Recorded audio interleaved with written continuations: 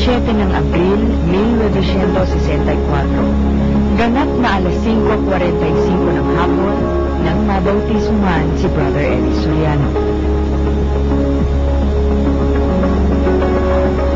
Ito ang naging pasimula ng bagong buhay at pakikibaka para sa kanya.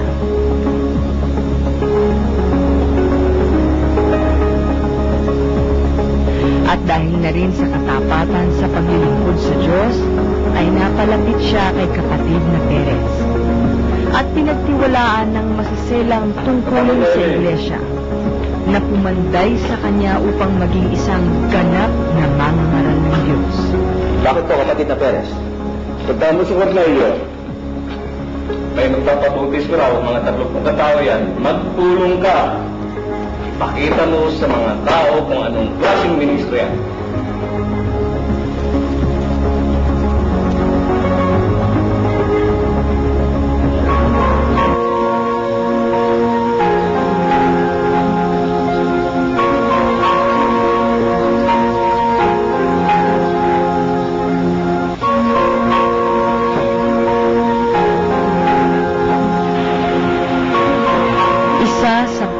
Malungkot na bahagi ng buhay ni Brother Eli ay nang malaman niyang may malubhang sakit si kapatid na Perez.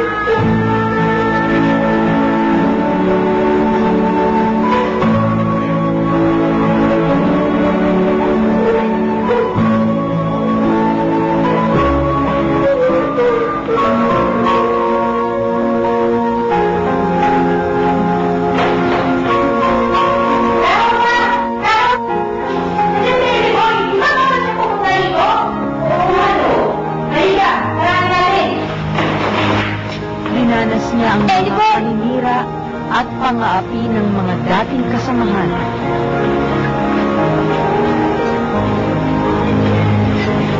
Anong ginagawa mo dito? Bawal ka pumasok! Sir!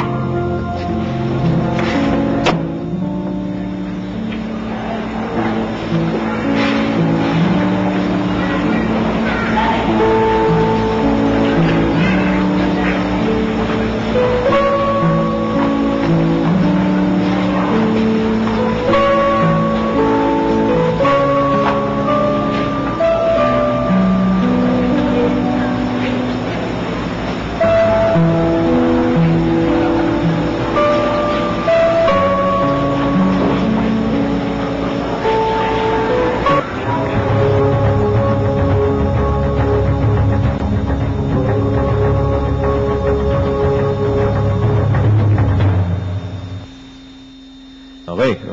Ano pong mga panahon na yun, kapatid na boy? Kasama nyo na yata si Brother Eli eh. Oo, saksi po ako doon nung mamatay si kapatid na Perez eh. Parang gumuho ang anong sa amin eh.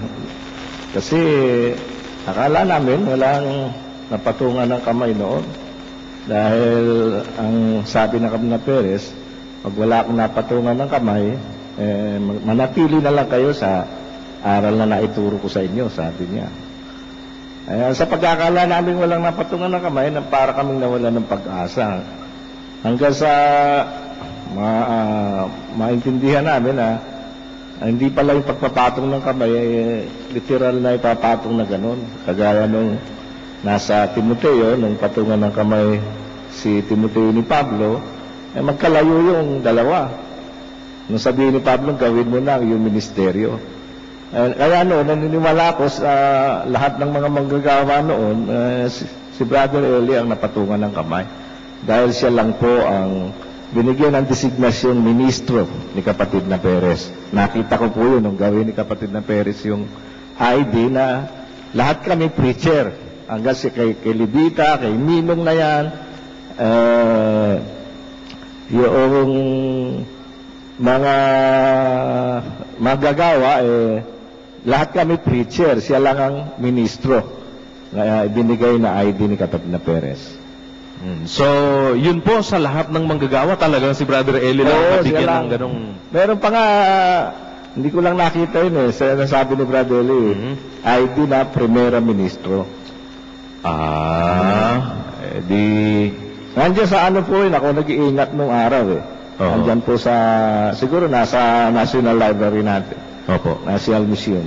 Ano pong nangyari sa mga kapatid nung pumanaw ang kapatid na Perez? Hindi na alam kung anong gagawin namin. Paano ba? Tanungan, paano na tayo? Dahil ang sabi ng Perez, manatili na lang kayo. Wala kami asang magtuturo. Kaya, nung magsalita si Brother Eli, nag-texto siya, bago ilibing si Kapatid na Perez, pinagsalita kami mga manggagawa kung ano ang masasabi namin. Si Brother Eli nag-texto na kahit na walang napatungan ng kamay, pwede tayo magpatuloy sa paglilingkod sa Diyos dahil wala namang nagtitiwalag sa atin.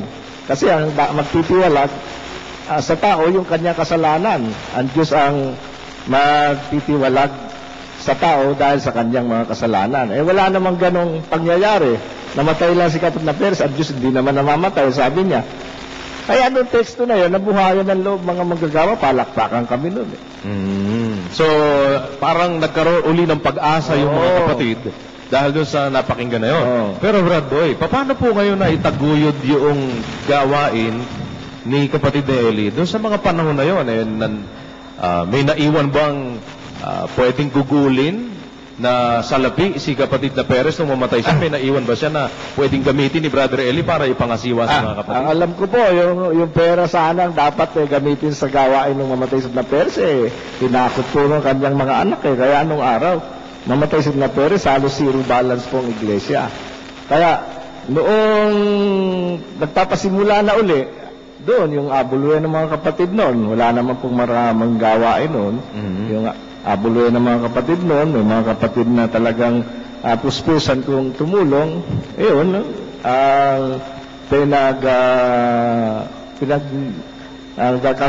ang ginagamit na pinagkakagastusan ng araw. Si Kapatid na Eli ba huminto na ng paghahanap buhay nung... Hindi. Hindi siya nga kumukuha ng sweldo ito yung sinasabi ko kasi yung paano patuloy ng mga na Perez. Nagpatuloy pa din ang pangangaral niya rin. Sariling gastos niya pa rin yung... hindi naman po tumitigil yun hanggang sa... kasi ang nangyari doon, napakahabang istorya. Ang nangyari noon, nung nakikita na nila na si Brother Eli, nakikilala na ng mga kapatid, Kasi alam nyo, nung mamatay si na Perez, si Brother Eli na gumagawa ng teksto Kaya lang nilalagay namin doon sa ilalim, N.A. Perez. Pero sa katotohanan? Sa katotohanan, si Brother Eli may gawa ng teksto. Kaya sabi nga ng mga kapatid, tignan mo nga patay na si na Perez nalulunasan pa niya yung ating mga problema.